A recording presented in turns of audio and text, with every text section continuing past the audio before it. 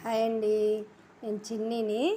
మీకు ఈరోజు మామిడికాయలు చూపిద్దామని తీసుకొచ్చాను అనమాట. చూడండి మామిడికాయలు గుత్తులు గుత్తులు ఎలా ఉన్నాయో.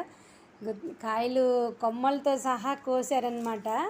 ఇలా చూడండి, ఇది ఎంత టెంప్టింగ్గా ఉందో చూడండి. ఇది కాయలు వావ్, నాకైతే చాలా అంటే చాలా బాగా నచ్చినాయి. ఇలా వచ్చేసరికి మామిడికాయలు అన్నీ ఇలానే వచ్చినాయండి. కొమ్మలు కొమ్మలు కొమ్మలు కొమ్మలు వచ్చినాయి అనమాట.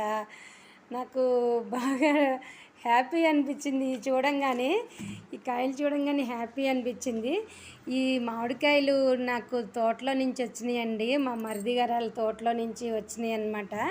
మా చెల్లి పంపించింది. పేస్ట్ చేసుకుని పెట్టుకోవచ్చని నేను డిసైడ్ అయ్యాను.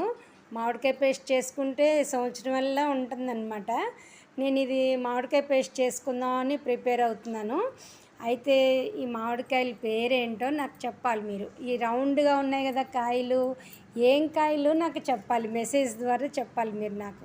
ఈ మామిడికాయ పేరేంటి అదే చెప్పాలి మీరు నాకు అన్నమాట. సరేనా? నేను ఇవన్నీ పేస్ట్ చేసుకుని చక్కగా పేస్ట్ చేసుకుని దాచుకుంటా. సంవత్సరం వల్ల వస్తుంది, 1 ఇయర్ వస్తుంది. పుల్లగానే ఉంటుంది.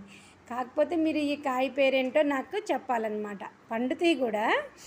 అయితే ఈ సంవత్సరం నేను ఎప్పుడు పేస్ట్ చేసుకుని పెట్టేసుకుంటాను. 1 ఇయర్ అంతా మామిడికాయ పేస్ట్ ఎక్కువ వాడతాను. ఈసారి చేసుకోలేదన్నమాట. ఇప్పుడు వచ్చినాయి కదా, ఇప్పుడు చేసుకుంటాను. ఇక ఈ కాయలతోనేమో కర్రీ చేసుకోవచ్చండి.